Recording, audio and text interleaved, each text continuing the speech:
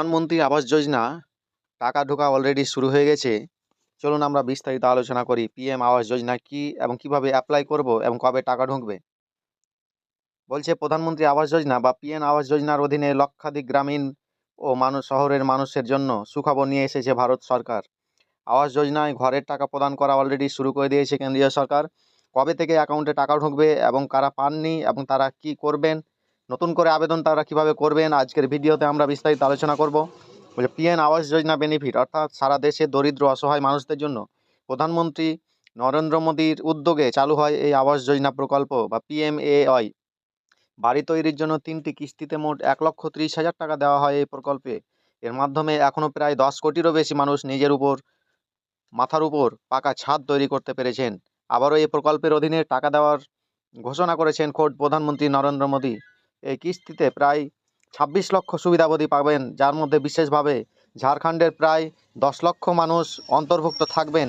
গত ১৫ সেপ্টেম্বর প্রধানমন্ত্রী আবাস যোজনায় গ্রামীণ প্রকল্পের প্রথম কিস্তির টাকা প্রদান করেন প্রধানমন্ত্রী নরেন্দ্র মোদী। এরপর থেকে সকল সুবিধাভোগী একে একে এই টাকা পাবেন বলে জানিয়েছেন তিনি।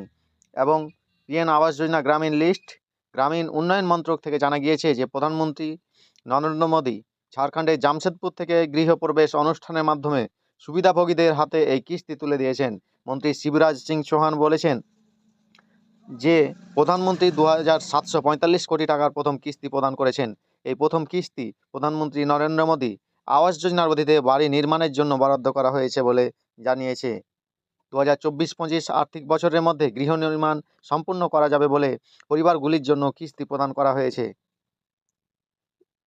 আবাস যোজনার লক্ষ্য অর্থাৎ গৃহপ্রবেশ হলো একটি ঐতিহ্যবাহী অনুষ্ঠান যা বাড়ি প্রবেশের সময় পালিত হয়। এবছরে ১৫ সেপ্টেম্বর প্রায় ২৬ লক্ষ সুবিধাভোগী যারা ২০২৩-২৪ এবং ২০২৪-২৫ অর্থ বছরে প্রধানমন্ত্রী আবাস যোজনা প্রকল্পের অধীনে বাড়ি নির্মাণ শুরু করেছেন, তাদের এই গৃহপ্রবেশ অনুষ্ঠানে অংশগ্রহণ করা যাবে বলে জানিয়েছেন প্রধানমন্ত্রী নরেন্দ্র মোদী। আপনাকে আবাস যোজনার ফর্ম ফিল আপ করতে হবে। প্রধানমন্ত্রী আবাস যোজনা ঘরের টাকা পেতে অনলাইনে আবেদন করতে হবে। সরকারি অফিসিয়াল ওয়েবসাইটে আবেদন করার সুযোগ রয়েছে।